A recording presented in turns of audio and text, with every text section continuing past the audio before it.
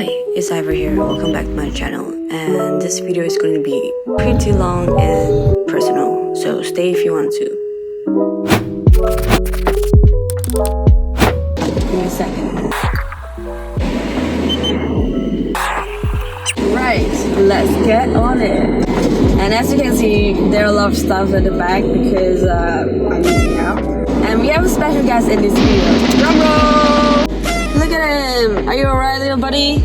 Hang in there! I know it sounds dumb, but I'm bringing my boyfriend Pat with me so I wouldn't be lonely in the car. What the fuck? This video is basically just me driving down from Penang to KL, which is like a 4 hours drive. And in the meantime, I'll be answering the questions that you guys asked me. And also, I'm gonna challenge myself not to take toilet breaks and stop at a rest house and just drive 4 hours straight.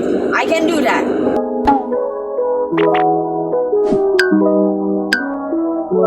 So the fans want to know. What's up, man? How are you? So the fans want to know what's up with you and Summer Rae, dude. Do you have a glow up? Are you kidding? Of course I do. Check this out. Crazy, because I went to a Chinese high school and all of the girls had this bowl cut for 5 years. Because the rule is you can't have your hair longer than your chin. So would it be awkward if I say hi to you in person? I wouldn't mind you guys say hi if you can recognize me because I look different in person. I don't know. I guess I would say hi, but I just don't know how to start a conversation with you guys. I don't know.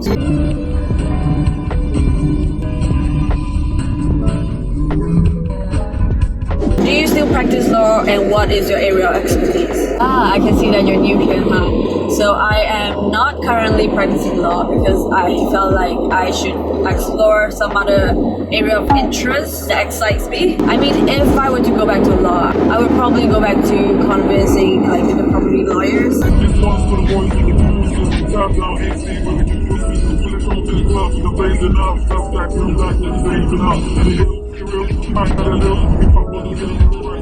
Next question, which part of being a lawyer you hate the most? Mainly the legal culture in law firms because they're so stingy to a point that they wouldn't want to hire more lawyers to do overloading workload. When there's too much workload and not enough lawyers, that lifestyle of that lawyer in that law firm is going to be shit. That means you're going to do a lot of OTs and bring your work back home and your weekend's going to be ruined. I mean, this kind of happened to some other jobs as well, but what it matters is whether I like it or not. To me, if I'm passionate about a job and I like the job, I would probably perform better in that job. So choose your passion rather than working in a mediocre job that gives you peanut pay. Next, do you plan to have a business of your own? Actually, I've been running my own online business for 3 months or so now, and I highly make those, so check it out. Because having one job in Malaysia is not able to survive.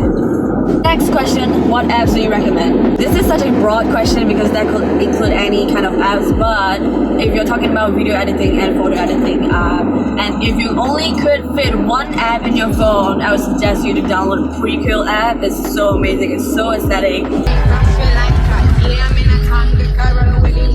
You could be the king, but watch the queen conquer. First thing first, I eat your brain. Then I'ma start rocking gold teeth and fangs. Cause that's what a monster do. Hairdresser from Milan, that's the monster do. Monster Giuseppe Hill, that's the monster shoe. Young Money is the roster and the monster crew. And I'm all up in the bank with a funny face. And if I'm fake, I ain't notice cause my money. Which app do you use for YouTube? Because YouTube videos are much longer than TikTok videos or Instagram videos, so I prefer to edit it on my laptop, and I'm using Adobe Premiere Pro. What is your favorite movie? One of my favorite is Catch Me If You Can. Very capable young man who misused his skills to do frauds. This movie is based on true story. And also in the trilogy of Before Sunrise, Before Midnight, and Before Sunset or something. So different from other romantic movies because we can see there actually chemistry is going on between the couples, the on-screen couple. I don't give a forget Barbie. Nikki, she say, Gianna, I can buy the pockets, eat cheesecake. And I'll say, ride the truck in your child's play. Just killed another career, it's a mile day. Pink with thick ass, giving whiplash. I'm big, get cash, make a big fast. Now look at what you just saw, this is what you live for. Where do you usually shop from. My fashion motto is you don't need to pay a lot for a luxury brand just to look good in your outfits. If you have the confidence and you know how to mix and match your outfits, you're superior. Most of the outfits that you see on Instagram, I got it from Primark. Yes, I'm cheapskate. And the other half of the outfits, I got it from Taobao. Yes, another cheapskate China website. And recently, I'm into thrift shopping, so most of my clothes are from there now. Countries that you have visited and those countries that you want to visit next. Okay, I'm not trying to flex here, but I've been to 32 countries, I guess. Not that kind of person that would travel to a country more than once because they are mostly the same thing. I'd rather spend my savings to travel in other countries and experience new culture. Countries that I would make an exception and I would go more than once. And also my favorite countries. Japan, Greece, Iceland, Malta, Italy. Sad facts, really sad facts, because I'm not going to travel for the next 2 or 3 years unless someone's going to sponsor me. Because I plan to travel to the US and go to Coachella and go to Canada and South America, like the other side of the world that I've never been to. The fact that the currency in the US is 4 times of my currency.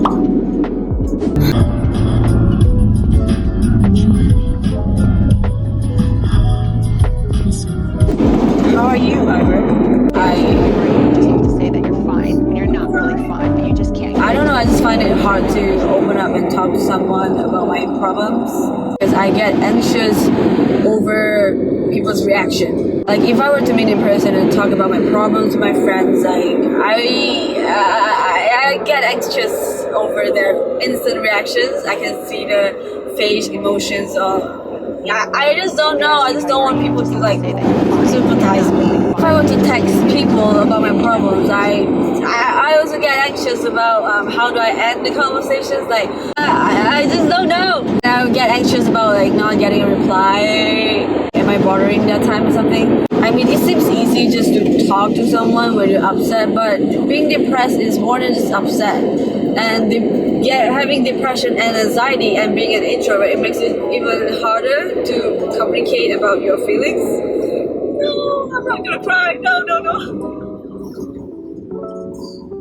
So this kind of explains why I read about my problems and being so open about talking about my shit on Instagram stories and Twitter, because I just need to lash it out without going through the stress of getting instant reactions from people. I mean, the main problem here is I don't want to bother people with my problems because it may seem small to them, and I know that almost everyone has their own struggles to deal with. I just don't want to add on a burden or something. And the fact that hanging out and socializing doesn't really solve the problem, because I know my depressed ass is going to be pretending I'm happy that I'm okay, but after dinner when I go back home, I'll be all depressed all over again. Socializing and hanging out with your friends is just like a temporary escape from your depression.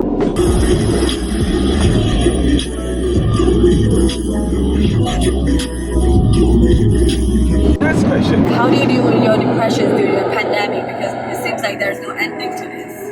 I don't even know, man, but I know there's a short-term solution to this because I got a little bit better like during this past few weeks, where I actually got out of my suicidal thoughts. I would say just keep yourself busy with doing the things that you love early, because you know that midnight thoughts will keep coming after you when the clock hits 12 o'clock. You know what makes it even worse is that the amount of people not knowing what depression is really about, and they think that depression is just being upset, and they'd be like, cheer up, smile. It's the same thing as telling the homeless people to get a house. Unemployed, get a job. Yeah, thanks, I've never thought of being happy. How to be confident and not shy in public. Honey, I think you asked the wrong person because I am shy in public. I don't know, probably like practice talking in front of a mirror. Like how I talk in front of camera, it just kind of boosts my confidence. Like I know my sentence structure kind of thing, so it makes it easier for me to start a conversation or something. I think women is a very gifted creation from God, and we are very capable, but sometimes we allow our emotions and small petty stuff go into our way and make us less capable. If only the females stop underestimating themselves and start focusing on the big stuff. Stop gossiping, stop playing men's feelings, just focus what you're supposed to do. So thank you for driving with me, my virtual companions. Say bye.